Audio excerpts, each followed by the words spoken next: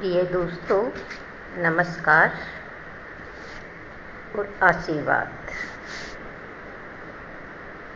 आज की कहानी का शीर्षक है विघ्नेश्वर। जैसा कि आप जानते हैं, विघ्नेश्वर का अर्थ है कि विघ्नों को हरने वाला। तो आपके ये शब्द सुनते ही आपके दिमाग में आया होगा कि हम किसके बारे में बात कर रहे हैं। वह है श्री गणेश।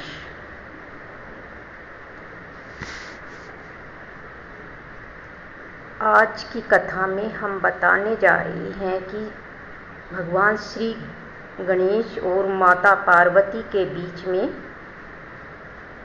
कैसा संवाद हुआ। पुत्र गणेश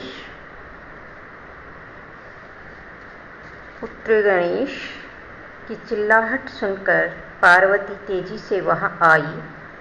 कटे सिर को देखकर उसने शिव को क्रोध भरी दृष्टि से देखा और कहा, क्या कर दिया आपने हमारे पुत्र के साथ? हमारे पुत्र का वध कर दिया आपने। पुत्र के हत्यारे हैं आप। वह भूमि पर बैठ गई और जोर जोर से रोने लगी।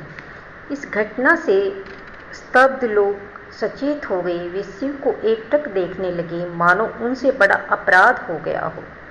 शिव पसीने से तरबतर हो गए। उन्होंने धीमे स्वर में कहा, हमारा पुत्र? क्या कह रही हो पार्वती? मैं तो इन्हें जानता भी नहीं। आज हमारा एक पुत्र है। ये आया कैसे और कहाँ से आया?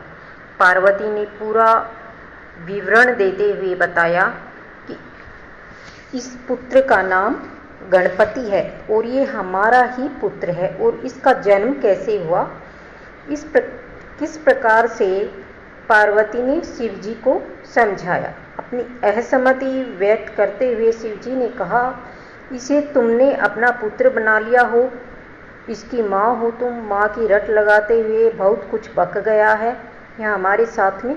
यह हमारा पुत्र नहीं है। हमारा पुत्र कहते हुए तुम थक भी नहीं रही हो, लेकिन यह भला मेरा पुत्र कैसे हो सकता है?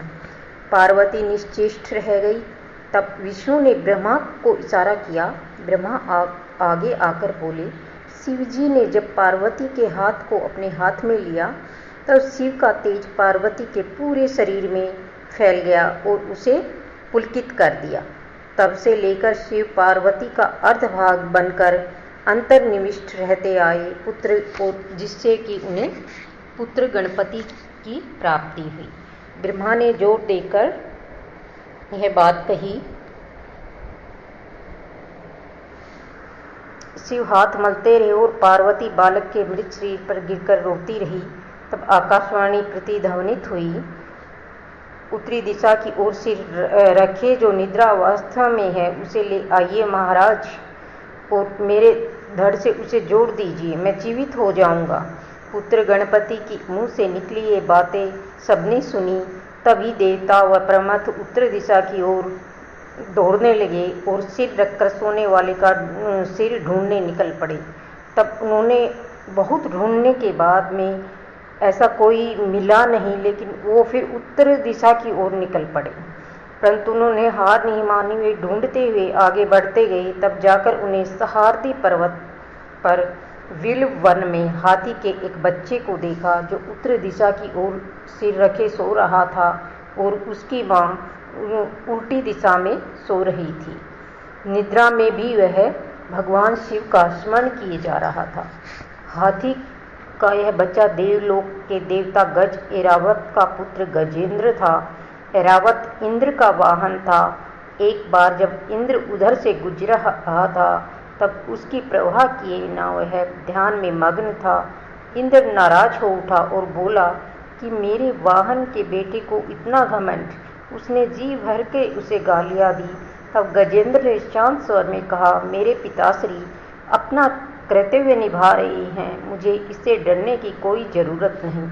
अरे हाथी के बच्चे, जानते हो मैं देवेंद्र हूँ। इंद्र गर्व भरे स्वर में चिल्ला उठा। हाँ, मैं हाथी का बच्चा हूँ, गजेंद्र हूँ। कोई नागेंद्र है तो कोई पक्षींद्र है। ऐसे कितने ही इंद्र हो सकते हैं। 100 यज्ञ करने मात्र से कोई भी इंद्र का पद पाने का हकदार बनता है।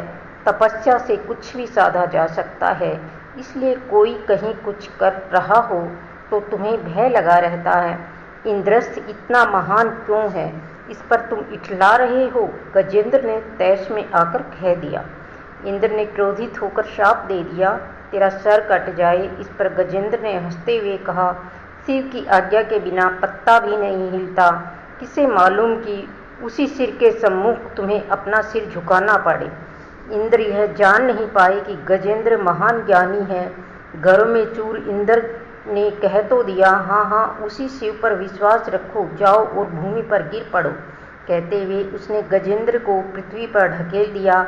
गजेंद्र सहैव व्यर्थ पर जा गिरा और सदा शिव का स्मरण करता रहा। उत्तर दिशा में शिव का निवास स्थल है, इसलिए उसी ओर अपना मुख किए वह सोता रहा। देवता गजेंद्र को उठाकर उसका सिर ले गए। जैसे ही वैसे बालक के धड़ से जोड़ दिया गया। पुत्र गणपति हाथी का मुख लिए प्रकट हुए। उनके मुख से प्रसन्नता विद्यमान थी। मेरे लाडले का यह मुख मुझसे देखा नहीं जा सकता, कहती हुई पार्वती ने अपने आंखें बंद कर ली। तब गजमुखी ने मधुर स्वर में कहा, माँ क्यों दुखी होती हो? जो होना था निर्विघ्न हो चुका। उस दिन आपने दीवार पर हाथी का चित्र देखा था, शायद आपको याद आया ना? मैं वही हाथी हूँ, विघ्नेश्वर हूँ।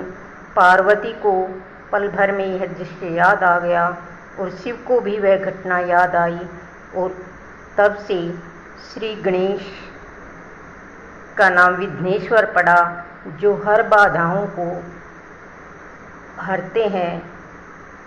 और बालक गणेश की आज भी सबसे पहले कोई कार्य किया जाता है तो सबसे पहले श्री गणेश की पूजा होती है। प्रिय दोस्तों, आपको ये कहानी कैसी लगी कमेंट बॉक्स में बताएं और चैनल को सब्सक्राइब करें। धन्यवाद।